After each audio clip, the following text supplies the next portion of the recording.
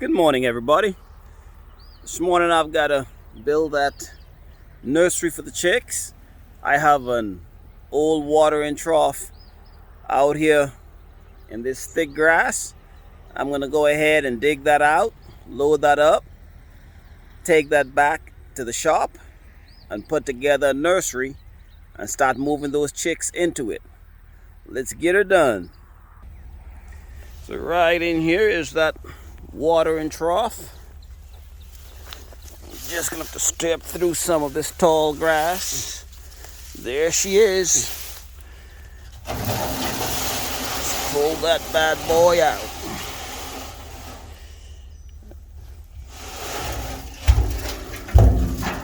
Turn that over.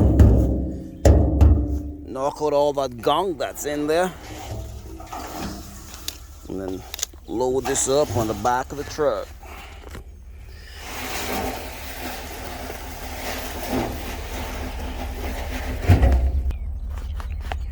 There we have it. Load it on the truck. Take this back to the shop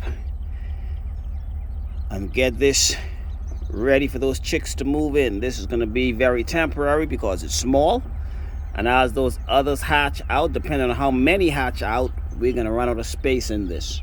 So this is just a first step. I'm going to have to build something else for when they get a few weeks old and they really start getting size. They're gonna outgrow this very quickly. Alrighty, we are back to working on this nursery, and it is nice and toasty. But I got a little widget here. I had a few people tell me that when I walk away from the tripod, they can't hear what I'm saying. So I went and got one of them little wireless microphones that attach to the phone, and I got another tripod to work with. So let me set this up and see how that works. Okay, recording audio through USB. Very good. So it says it's recording.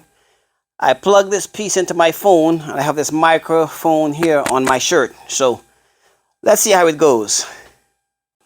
So I brought my tub in to the barn and I have some leftover wood chips from when I exchanged out or cleaned out the hen house.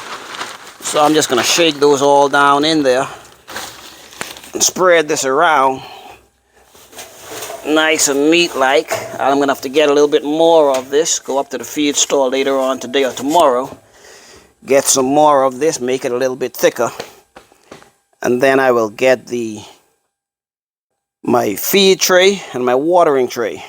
So I'm gonna come over here and see, make sure both these chicks are still alive. I hear the chirping, but I don't know whether that's one or two. And see if anybody else has hatched out. Oh, there you go. We have a third one hatched out.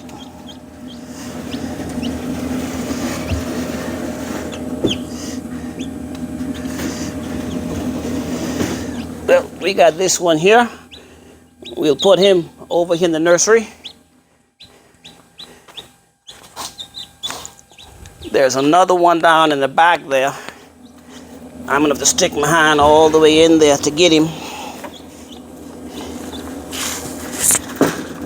Where is he? He's back there running around. Somewhere, there he is.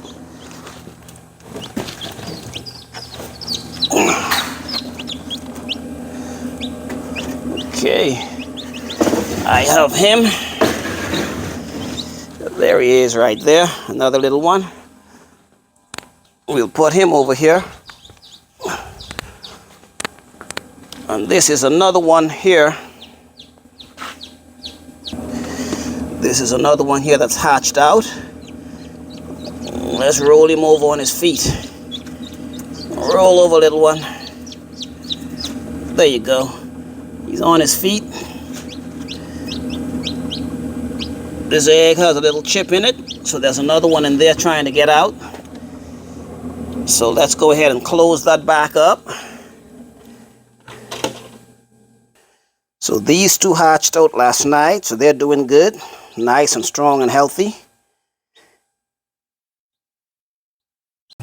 So those two there are doing pretty good.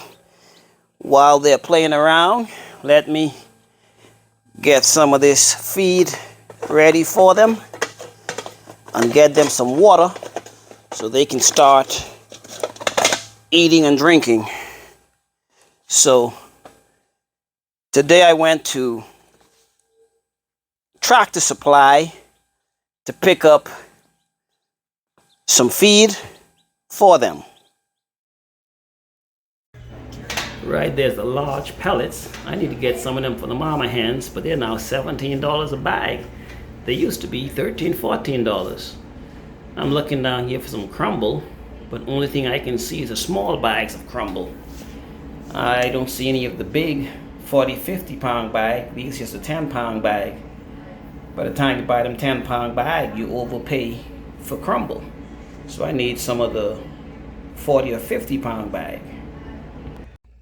So I got a bag of this chick starter grower medicated, and then I got some of this other non-medicated.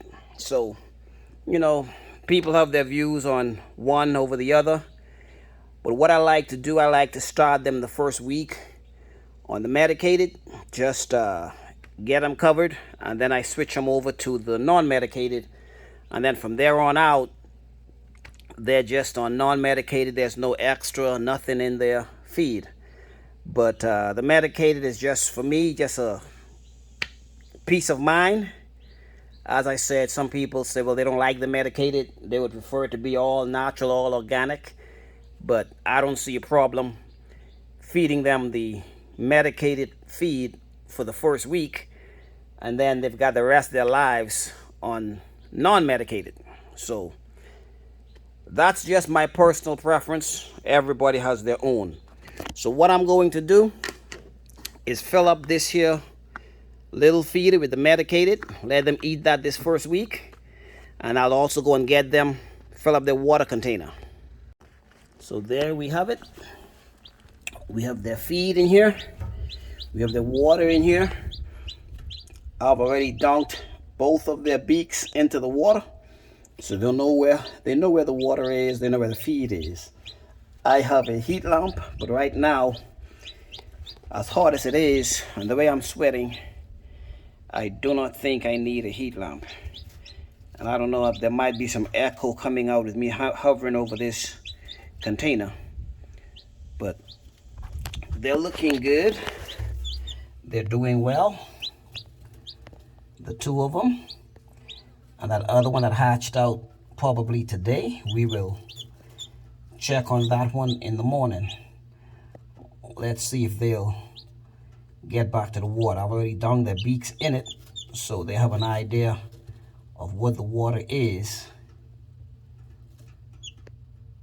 But they'll be all right.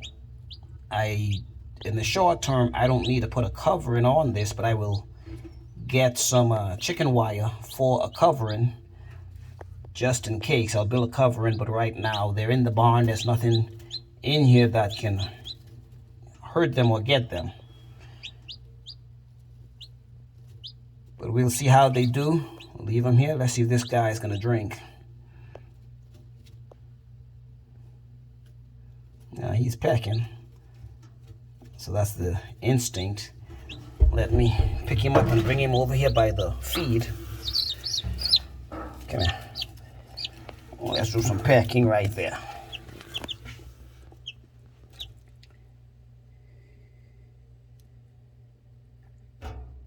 No, they'll find it eventually. That other one like, hey, where did you go? I can't see you. They're on the other side of the watering tray. I can hear you, but I can't see you. So they're still a bit tired. They're still young. Probably gonna sleep the better part of the day. But eventually, oh, there you go. That one just looked like he dipped his head in the water, but I'm not sure. But they'll figure it out. They'll get together. There you go. Here he stepped in the water.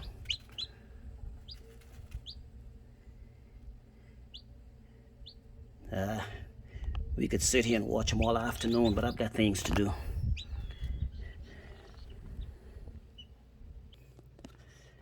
So that's what we got. We got two of them in the nursery. One more hatched out, still in the incubator. And another one in there that's cracking the egg. I forget what you call it when they start cracking the egg, but we already see the beak hole on that fourth egg. So good news, all 4 of the eggs from my chickens were fertilized and were successful. 3 already hatched, 1 is breaking through, so that's great. And by the weekend, the other 24 should start hatching, and we'll be able to put them all in the nursery. We're going to let them hatch out, have 1 day in the incubator just to warm up, dry out.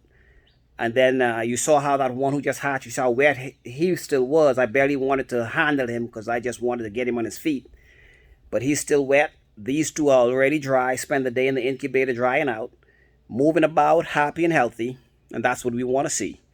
So that's the process that I followed in the past, and it has proven to be very successful for me. In the past, I haven't had a large death rate. My death rate on chicks has been very low. By the grace of God, we pray that that continues, that these ones, the majority of them, if not all of them, survives and make it. And the next thing is, I have no way of differentiating at this stage hens from roosters. So what I've done in the past, once they start growing and they get a good size, then I can tell hens from roosters. Roosters will get the spur. Roosters will also get a longer coon on their head. The roosters get invited inside for dinner, and the hens stay and lay eggs. So doesn't matter to me whether I have a majority roosters or majority hens. Whenever I have the roosters, I know we give them time, and then we invite them to the dinner table. So there you have it, folks. We have successfully hatched out the eggs, build the nursery, put them in there, and we're good to go. You have yourself a wonderful day. As this heat wave passes by, you just try to stay as cool as possible and continue to take care of yourself. Be safe.